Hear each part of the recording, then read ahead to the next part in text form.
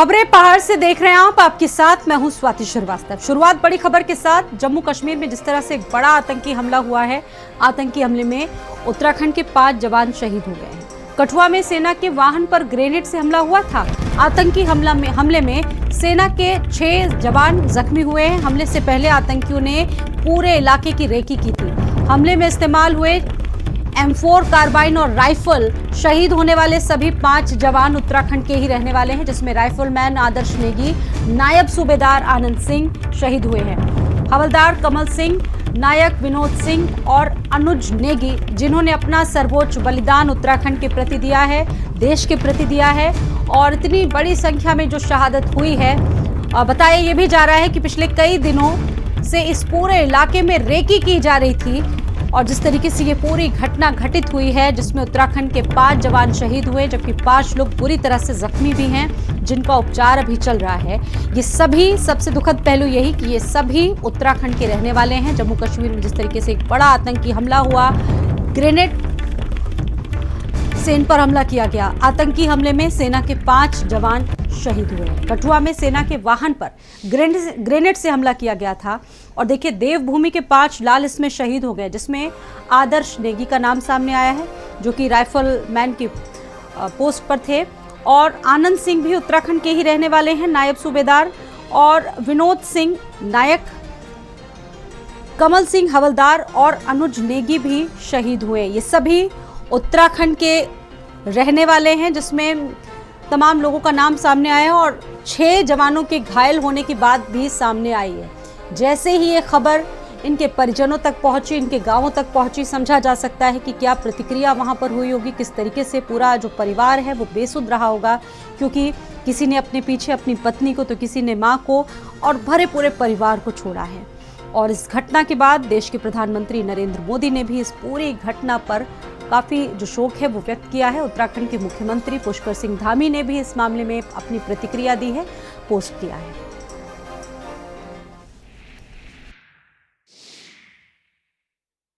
जम्मू कश्मीर में दूर दराज के पूरे हिंदुस्तान से अपनी मातृभूमि, अपना जो सर है उसको जम्मू कश्मीर माना जाता है। जम्मू कश्मीर में फिर से व्यवस्था सुधरे, उसके लिए उनको घेरा भी गया है। मुझे लगता है कि जल्द उनको मार भी गिराया जाएगा और इस प्रकार की जो कोशिशें हैं उसको नाकामयाब बनाया जाएगा। सरकार की तरफ से भी खुला हाथ है और ज़ीरो टॉलरेंस की नीति पर काम चल रहा है। सर, जो कठुआ बसोली वाले एरिया में अब ज़्यादा अटैक हो रहे हैं, देखिए ठीक है, कहीं ना कहीं इस प्रकार के इन्फॉर्मर, अंडरग्राउंड वर्कर्स, इनरग्राउंड वर्कर्स आकर के जब इस प्रकार के करते हैं तो कभी कभी वो कामयाब भी होते हैं।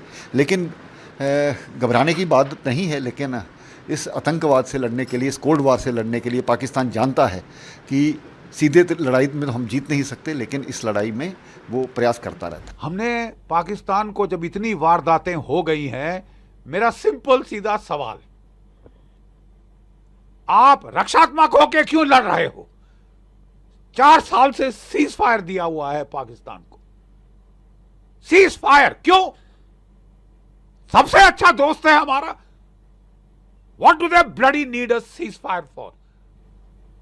अब समय आ गया है साहब कि इनको ऐसी मार लगाई जाए कि ये कहीं छठी का दूध याद आ जाए। तो 5 इंजर्ड लाए गए थे यहाँ पे, उनका हमने इलाज करा के फर्स्ट एड जो भी हमारे पास यहाँ था, जो कर सकते थे, हमने सारा ट्रीटमेंट करके, रिसस्टेट करके हमने उनको भेजा है, मतलब आगे रेफर किया MH हॉस्पिटल पठानकोट। तो देश की सीमा की रक्षा करते करते बहुत दुखद है, और पूरे उत्तराखंड के लिए, देश के लिए, और विशेषकर उनके परिवार के लोगों के लिए, जिन्होंने अपने आत्मीयजन खोए हैं। किसी ने बेटा खोया है, किसी ने पति खोया है, किसी ने भाई खोया है, और हम सब ने अपने परिवार के सदस्यों को खोया है। हमारे लिए बहुत दुखद है।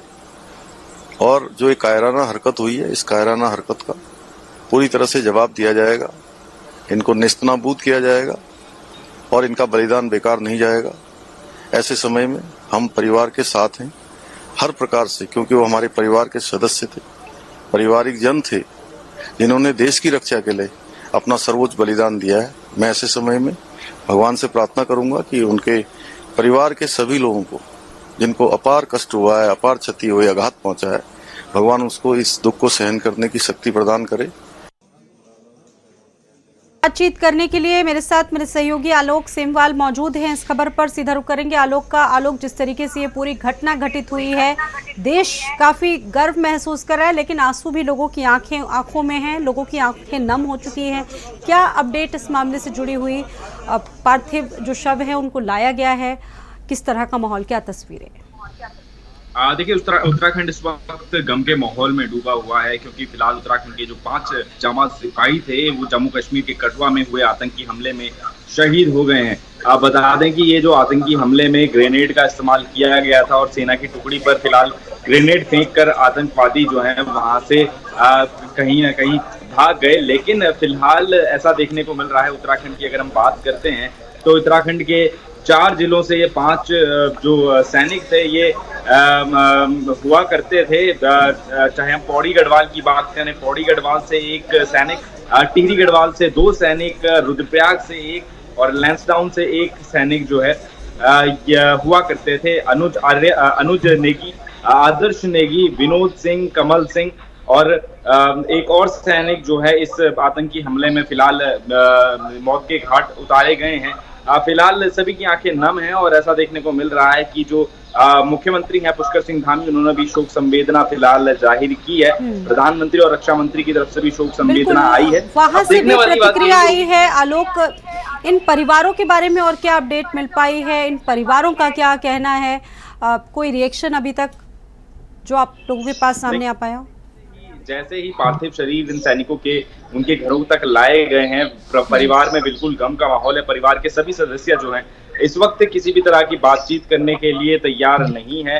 हालांकि गम के माहौल में वो जरूर हैं। और अब देखने वाली बात यही होगी कि ये जो आतंकी हमला हुआ है इसमें जवाबी कार्यवाही में भारत क्या एक्शन लेता है, कि यूरी की तरह एक और सर्जिकल स्ट्राइक देखने को मिलेगी या फिर इसी तरह भारत जो है अपने हाथ में हाथ धरे बैठा रहेगा। जी बिल्कुल, विपक्ष बहुत हमलावर है, तीखे प्रहार किए जा रहे हैं। रक्षा मंत्री राजनाथ सिंह की भी प्रतिक्रिया सामने आई है। रक्षा विशेषज्ञों का भी मानना है, क्योंकि ये कोई पहली घटना नहीं है। आपने देखा होगा इससे पहले भी जो देश की सरहदों की रक्षा करते हैं उन जवानों को किस तरीके से शहीद कर दिया जाता है, शहादत वो लोग देते हैं। अब सवाल ये है कि कब इस हमले का बदला लेता है भारत? जी बिल्कुल, विपक्ष भी हमलावर है। रक्षा मंत्रालय जो है कोशिश तो जरूर कर रहा है, लेकिन किस तरह से धरातल पर उतारी जाएगी ये देखने वाली बात होगी। और विपक्ष इसका राजनीतिकरण करने का जरूर काम कर रहा है, लेकिन सबसे बड़ी बात जैसे आपने भी बताई कि इस तरह के हमले जो हैं ये पहली बार नहीं हुए, लगातार इस तरह के हमले जो हैं देखे जा रहे हैं। अब रक्षा मंत्रालय किस तरह से इन हमलों की चुनौती को अपने ऊपर लेता है और किस तरह से जवाबी कार्यवाही करता है, ये जरूर एक देखने वाली बात है। बिल्कुल, तो विपक्ष बहुत हमलावर है। इस घटना पर देश के 5 जवान शहीद हुए। उत्तराखंड के 5 सपूतों ने अपना सर्वोच्च बलिदान दिया है देश की सरहदों की रक्षा करते करते, और उत्तराखंड के रहने वाले सभी 5 जवान शहीद हुए हैं। एक बार फिर उत्तराखंड के वीर जवानों ने देश की रक्षा के लिए अपने प्राणों की आहुति दी। एक आतंकवादी मुठभेड़ में हमारे 22 गढ़वाल के नायब सूबेदार अमन सिंह रुद्रप्रयाग के थे, हवलदार कमल सिंह जो पौड़ी से थे, राइफलमैन अनुज नेगी जो पौड़ी से थे, राइफलमैन आदर्श नेगी जो टिहरी के थे, नायक विनोद सिंह जो टिहरी के थे, अपने प्राणों की आहुति दी है। इस कष्ट की घड़ी में पूरी उत्तराखंड सरकार, पूरी भारत की सरकार इन बलिदानों के साथ खड़ी है।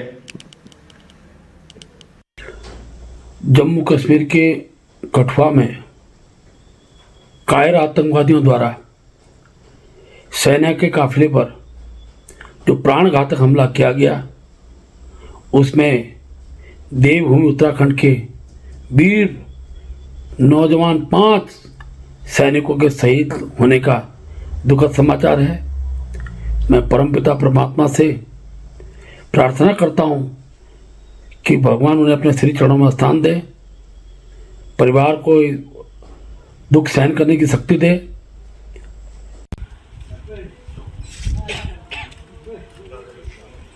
या सुन रहे थे, गणेश जोशी को आपने सुना और साथ ही साथ महेंद्र भट्ट का भी आपने प्रतिक्रिया इस मामले में सुनी। और इसी से जुड़ी एक और बड़ी अपडेट आपको बताएं, जम्मू के कठुआ में आतंकी हमले का मामला, जॉली ग्रांट एयरपोर्ट लाए जा रहे हैं शहीदों के पार्थिव शव। कुछ ही देर बाद एयरपोर्ट पहुंचेंगे शहीदों के पार्थिव शरीर। लॉन्स नायक विनोद भंडारी 22 गढ़वाल राइफल में तैनात थे। परिजनों का रो रो कर बुरा हाल है। तीनों बहनों के बीच इकलौते भाई थे विनोद भंडारी। विनोद भंडारी की 3 महीने की बेटी है और 5 साल का बेटा है। सोचिए, अपने छोटे छोटे बच्चों को उन्होंने छोड़ दिया है। 3 बहनों के बीच इकलौते भाई थे विनोद भंडारी।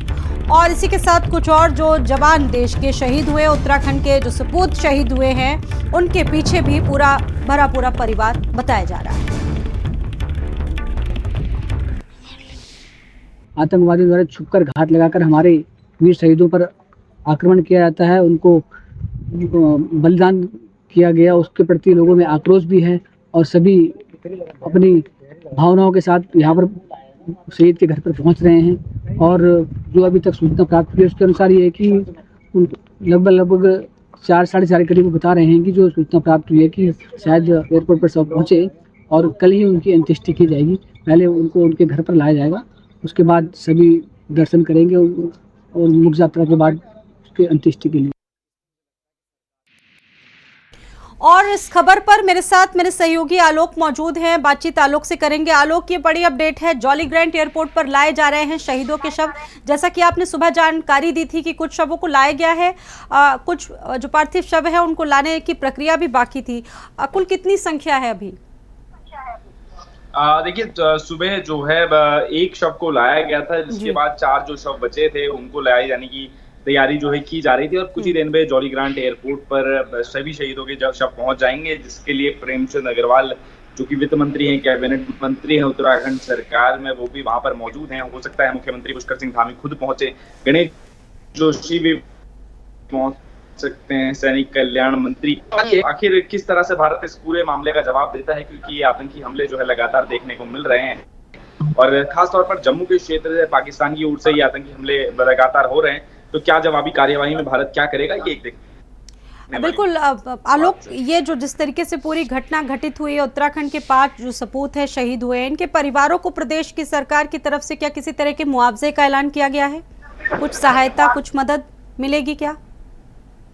अभी तक तो कोई मुआवजा मिलेगा। हालांकि एक अमूमन बात मैं आपको बता दूं कि उत्तराखंड से जब भी इस प्रकार से शहीद होता है तो राज्य सरकार की ओर से कहीं ना कहीं मुआवजा जरूर दिया जाता है।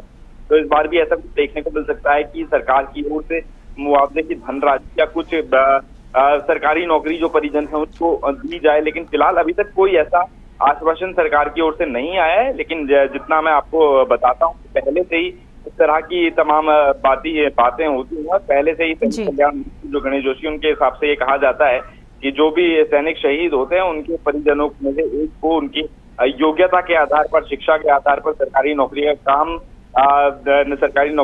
देने का काम भी जो है राज्य सरकार करती है और मुआवजा राशि धनराशि जरूर देती है। अब देखने वाली बात यही होगी कि कब तक ये भी फैसला सरकार की ओर से सामने आता है। जी, वापस लौटेंगे आलोक आपके पास। तो जो शहीद हैं उनके पार्थिव शरीर को जॉली ग्रांट एयरपोर्ट लाया जा रहा है। फिलहाल जो बता रहे हैं, जानकारी दे रहे हैं आलोक, कह रहे हैं कि 4 पार्थिव शरीरों को अब से कुछ ही देर बाद जॉली ग्रांट लाया जाएगा।